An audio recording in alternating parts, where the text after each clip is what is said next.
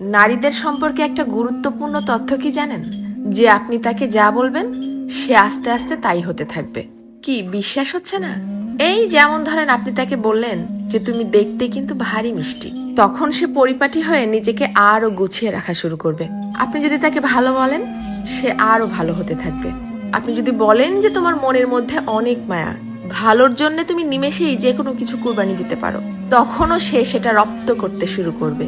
কিন্তু যখনই আপনি তার খুঁত ধরা শুরু করবেন, তার ছোট ছোট ভুলগুলোকে বড় বানিয়ে তাকে সবার সামনে অপমান করে ছোট করবেন, সে এটা পারে না, সে ওটা করে না, সে একজন বেয়াদব, সে একজন অসভ্য, মুখে মুখে তর্ক করে, সে একজন মারাত্মক রাগী তেজি জিদ্দি মহিলা, এ ধরনের কথাগুলো যখন তাকে কষ্ট দিয়ে বলবেন, সে কিন্তু আস্তে আস্তে তাই হতে থাকবে। কারণ তখন সে ইতোমধ্যেই জেনে গেছে যে আমার আর ভালো কিছু প্রকাশ করার মতো কিছু নেই।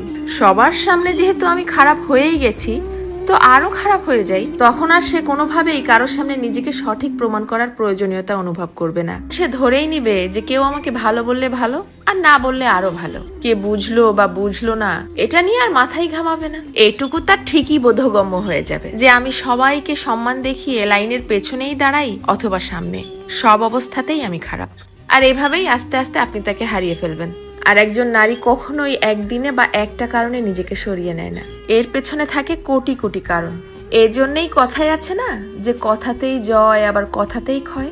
কারো ভুল ধরিয়ে দিতে হয় একান্তে, সবার গোপনে, আর কারো প্রশংসা করতে হয় তাকে সামনে রেখেই সবার